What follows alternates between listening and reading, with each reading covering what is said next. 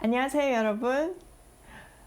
제가 오늘 아침에 올라간 영상은 일이 어저께 많아서 밤 늦도록 거의 12시 넘어서까지 제가 편집을 했었거든요. 그랬는데 또 오늘은 일정이 여러 가지가 복잡해서 아침 일찍 또 이렇게 녹화를 하고 있어요. 결국은 제가 거의 24시간 여러분하고 같이 한다는 느낌? 그래서 좋다고요. 사실 뭐 제가 글을 매일 쓰잖아요. 제가 거의 10년 넘게 쓰신 거 보신 분들 계실 거예요. 근데 매일 쓰는데 그게 미리 쓸 수 있는 게 아니에요. 왜냐하면 제가 새벽 기도를 하면서 하나님께서 주신 마음을 쓰는 거기 때문에 저녁에도 잘 못 쓰겠더라고요. 저는 그래서 매일 새벽에 쓰거든요. 그런데 그 감동이 있잖아요. 그 감동. 여러분 그 밥을 똑같은 밥이라도 식은 밥하고 금방 같은 밥하고는 맛이 틀리잖아요. 같은 쌀 뭐 같은 솥에서 했다고 해도 그런 것 같이 이 말씀의 감동이라는 거는 따끈따끈할 때 저 자체가 그 말씀의 은혜에 충만해가지고 따끈따끈할 때 녹음을 해야 되는 건 거지 뭐 미리 해놨다가 이렇게 하는 건 저는 잘 못하겠어요. 제가 이 방송의 목적이 하루 한 장의 기적이기 때문에 그 목적에 충실하고자 여러분에게 그 생생한 감동을 전하고자 그렇게 하는 거거든요. 그러다 보니까 제가 정말 너무 힘들어요. 그렇지만 이 일에 너무나 충분한 가치를 느끼고 있고 또 이 일이 힘들지만 너무 기쁘기 때문에 하나님께서 함께 하심과 또 하나님께서 너무 기뻐하는 일이라는 것을 제가 가르쳐 주시는 것 같아요. 우리는 소유할 때 행복한 게 아니고요. 나눌 때 행복한 겁니다.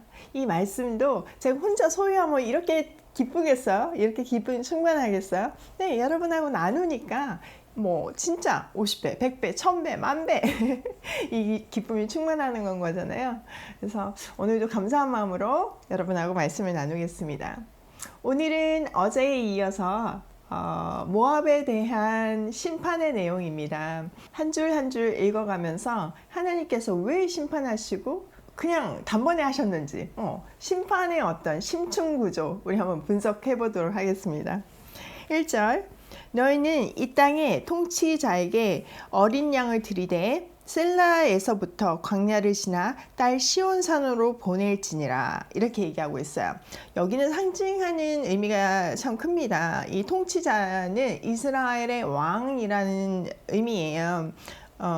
여러분 저는 새벽 번역도 꼭 보거든요. 근데 여기는 이제 그 번역이 훨씬 쉽게 되어 있잖아요. 그래서 이스라엘 왕에게 어린 양을 보내라 이 얘기를 하고 있습니다. 어린 양은 두 가지 지금 상징을 하고 있어요. 사실 역사적인 배경을 보면 사무엘하 8장 정도에 보면 다윗에게 모압이 조공을 바치거든요. 그때 왕에게 어린 양 그러니까 양을 바치는 그 내용이 있어요. 그래서 그 조공 바치던 것을 다시 갱신해라, 다시 재개해라. 이스라엘이 너희에게 베푼 은혜로 인해서 그 관계를 잘 유지해라. 이런 의미도 있어요. 근데 더 큰 의미는요. 어린 양. 어디서 많이 들어보셨죠? 어린 양은 누구한테 어떤 때 하나요? 네, 맞아요. 하나님께 제물의 대표로 드리는 게 어린 양이잖아요. 우리가 예수님을 어린 양으로 표현하잖아요. 마찬가지예요. 그래서 이 통치자, 이스라엘의 통치자, 다른 말로 하면 하나님이잖아요. 이스라엘의 진짜 왕은 하나님이시잖아요. 그 하나님께 어린 양, 니네 회개하고 하나님께 다시 예배를 드려라 이 얘기인 겁니다. 참 이 구절구절 한 단어 한 단어에 이런 비밀이 새겨져 있다니 저도 오늘 새벽에 너무 가슴이 뜨거워지더라고요. 그냥 본문 쭉 한 번 읽었을 때는 이게 뭔 말이지? 또 심판이네? 이랬거든요. 근데 정말 한 구절 한 구절 연구할수록 묵상할수록 놀라운 비밀이 있더라고요. 이게 성경의 비밀이에요. 이 비밀 속에서 여러분이 기적을 만나기를 경험하기를 바라요. 자, 2절 모압의 딸들은 아르논 나루에서 떠다니는 새 같고 보금자리에서 흩어진 새 새끼 같을 것이라. 그러니까 파멸의 길이 이른다는 겁니다. 어떻게 된다? 네, 둥지 없는 새처럼 정말 정처 없이 떠다니고 너무 생각만 해도 가련하잖아요. 그러니까 둥지의 새끼들이 흩어지고 이런 거 같이 모압의 딸들이 될 날이 있는 건 거예요. 그런데 하나님께서는 이 심판의 날이 오기 전에 피할 길을 주신 거예요. 그러니까 1절이 그 피할 길인 거예요. 네가 심판이 임하기 전에 그 심판을 피할 수 있는 거는 하나님께 다시 예배하라. 하나님의 하나님 되심을 인정하라. 그러면 내가 은혜를 베풀게. 이 얘기인 거예요. 3절도 보세요.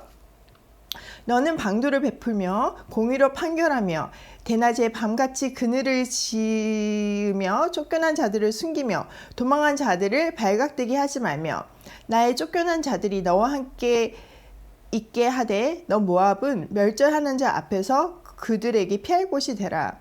대저 토속하는 자가 망하였고 멸절하는 자가 그쳤고 압제하는 자가 이 땅에서 멸절하였으며.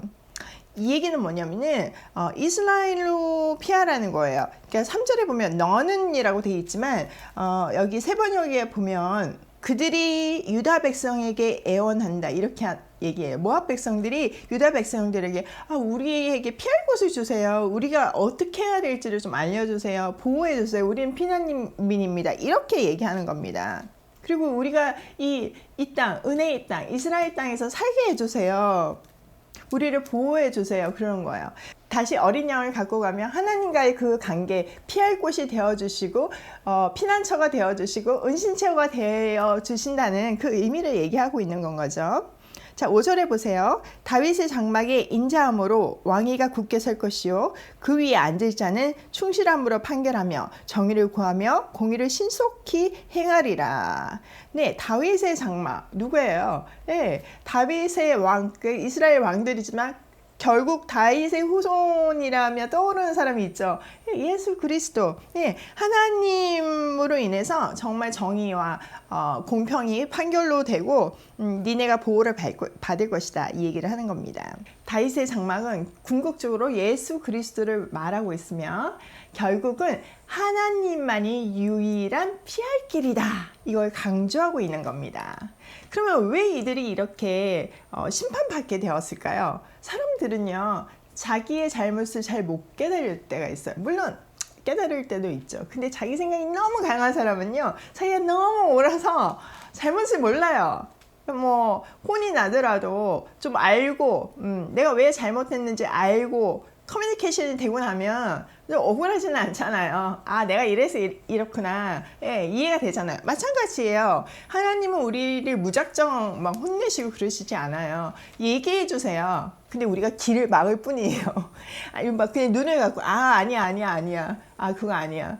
분명히 말씀하셨는데도 그거 아니야. 그거 아닐 거야. 이렇게 하는 건 거예요. 아니면 내가 나를 스스로를 합리화시켜서 나는 그럴 수밖에 없었어. 이 상황에서. 예, 그렇게 되는 건 거죠. 어쨌든 하나님은 억울하지 않게 6절에서부터 14절 마지막 절까지 왜 내가 너를 심판하는지 얘기합니다. 한마디로 얘기하면 교만입니다. 한번 볼게요. 6절 우리가 모압의 교만을 들었나니. 네, 딱 처음부터 얘기하고 있죠.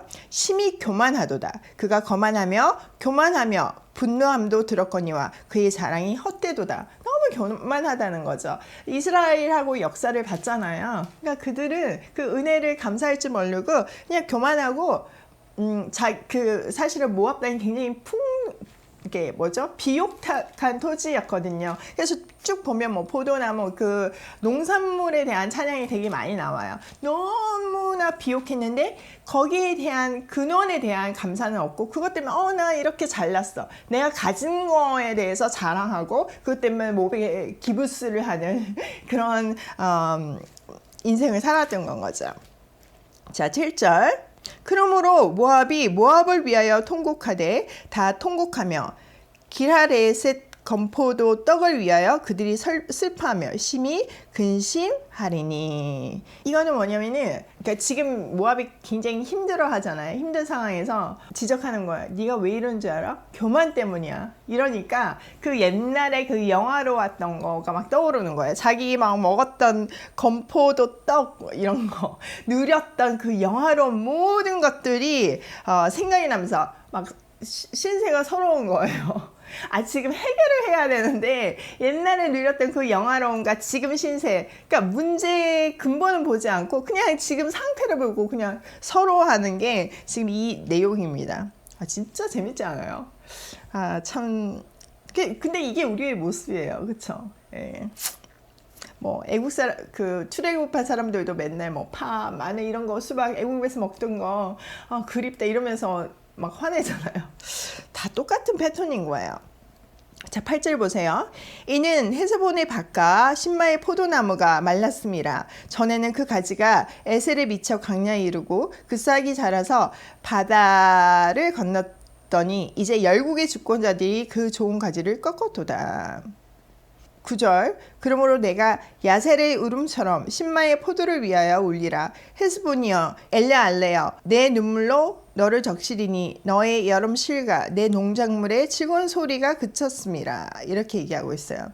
특별히 모압은 포도 농사가 굉장히 잘 지어진 비옥한 토지였습니다. 그래서 포도가 전 세계의 특산물이었죠. 그래서 그걸로 만든 포도주가 정말 유명했었는데 그게 말라버린 건 거예요. 다 말라서 이제는 열국의 주권자들이 그 가지를 다 꺾는 그런 건 거죠. 그래서 옛날에는 뭐만 심으면 잘 되는 땅이 있잖아요. 햇빛 좋고 물 좋고 땅 비옥해서 그냥 뭐만 심으면 잘 되는 그런 땅에서 농작물 여름씨가 엄청 많이 나고 농작물이 막 맨날 풍년이 드니까 그걸로 막 즐거워했었는데 그 울음소리가 그 즐거운 소리가 그쳤다고 그 얘기를 하는 겁니다. 그쵸? 10절 즐거움과 기쁨이 기름진 밭에서 떠났고 포도원에는 소리와 즐거운 소리가 없어지겠고 틀에는 포도를 밟을 사람이 없으리니 이는 내가 즐거운 소리를 그치게 하였습니다. 하나님께서 그렇게 했다는 거예요. 사실은 이들을 이 풍요가 자기들이 섬기는 신, 자기들이 만들어낸 신 바알과 아세라, 또 다른 말로 하면 그무스와 아스다곶, 그들이 만들어준 풍요라고 생각을 했어요. 근데 그게 가짜라는 건 거죠. 하나님께서 그거를 그치게 한다는 건 거예요. 그거의 진정한 주인은 하나님이셨고 그것을 주신 축복의 장본인은 우상이 아니라 하나님이셨다. 이 얘기를 하는 겁니다. 11절 이름으로 내 마음이 모압을 위하여 수금같이 소리를 바라며 내 창자가 기라레셋 제가 요새 눈이 안 좋아져가지고 잘 안 읽혀요. 기라레셋을 위하여 그러하도다. 이렇게 얘기하는 거예요. 내 마음이 그 수금, 띵 이렇게 그 떨리는 소리 있잖아요. 그거와 같이 이렇게 떨린다는 거야. 너무 슬퍼가지고 돌아오지 않으니까 섬기지 말아야 될 우상을 섬기니까. 그리고 내 창자가 뒤틀린다는 거예요. 왜? 12절 또 못 깨달을까봐. 궁시렁거릴까봐 딱 얘기하잖아요. 모압이 그 산당에서 피곤하도록 봉사하며 자기 성소에 나아가서 기도할지라도 소용이 없으리로다. 그때도 정신을 안 차리고 또 뭐 한대요? 네, 산당에 가서 피곤하도록 봉사를 한다는 거예요. nothing 것에 정말 죽도록 봉사를 한다는 거예요. 그리고 자기 성소에서 계속 그 신에게 기도하지만 그런 모습 자체가 정말 이 창자가 뒤틀리고 너무나 슬프다는 겁니다. 왜 그렇게 깨닫지 못하는지, 이렇게 기회를 주시고 오래 참았는데 왜 깨닫지 못하는지 너무 슬프다는 겁니다. 자, 13절 보세요. 이는 여호와께서 오래전부터 모압을 들어 하신 말씀이거니와. 지금 이 모압에 대한 심판은 처음이 아니라는 겁니다. 오래전부터 모압에게 이 경고를 계속 주셨다는 건 거죠. 그러니까 하나님의 심판에는 꼭 오래 참음이 있습니다. 하나님의 심판에는 꼭 피할 길도 있습니다. 우리 이거 기억해야 돼요. 자, 마지막 줄 볼게요. 이제 여호와께서 말씀하여 이르시되 품꾼의 정한 해와 같이 3년 내에 모압의 영하가 그 큰 무리가 능욕을 당할지라 그 남은 수가 심히 적어 보잘것없이 되리라 하시도다. 네, 오래 기다리셨는데 이제는 그 기한이 찼다는 겁니다. 3년 안에 이 일이 분명히 일어날 거다. 딱 얘기하시는 겁니다. 두고 보세요. 그러면 일어나야죠. 그러면 이 모압이 처음에는 반신반의하고 이렇게 막 그 삶의 기반을 흔들고 뭐 하나님이 내가 그렇게 한 거다 그래도 반신반의하다가 진짜 이 일이 그 예언대로 3년 뒤에 이루어졌을 때 3년 안에 이루어졌을 때 그들이 진짜 하나님 계시구나 이렇게 고백할 수밖에 없다는 건 거예요. 하나님은 그렇게 사인을 주시면서 결국은 그들이 돌아오게끔 하는 게 이 심판의 목적임을 가르쳐주고 있습니다. 모압 사람들은요 우상을 열심히 섬겼어요. 열심히 기도하고 소중히 다뤘어요. 뭐 그것을 금으로 만들었던 그것을 나무로 만들었던 그거는 그냥 나무 조각, 금 조각에 불과한 건 거예요. 그런데 거기에 의미를 부여하고 그냥 내가 섬기는 거예요.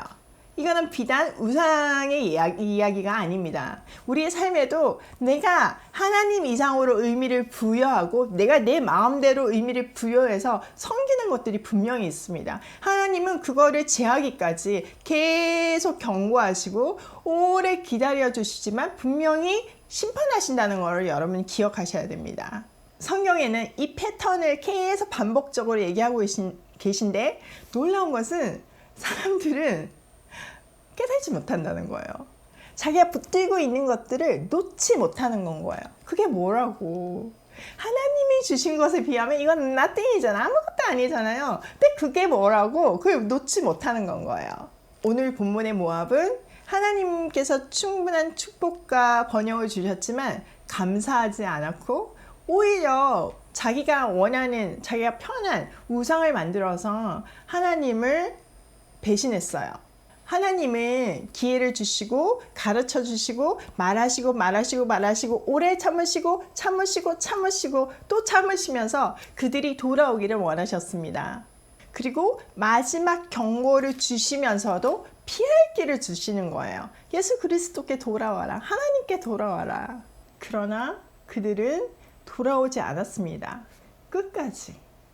그러면 심판할 수밖에 없는 건 거예요. 여러분 우리는 이런 인생 살지 말아요. 모압처럼 하나님 주신 거 감사하지도 않고 경고하셨는데도 듣지도 않고 피할 길을 주셨는데 도망가지도 않는 이런 완악한 인생 안 살았으면 좋겠습니다. 오늘도 이 말씀을 통해서 깨닫게 해주시는 내 안의 심판의 요소들을 성령의 불길로 깨끗하게 태우면서 하나님께서 주시는 피할 길, 축복의 길로 고고싱이에요.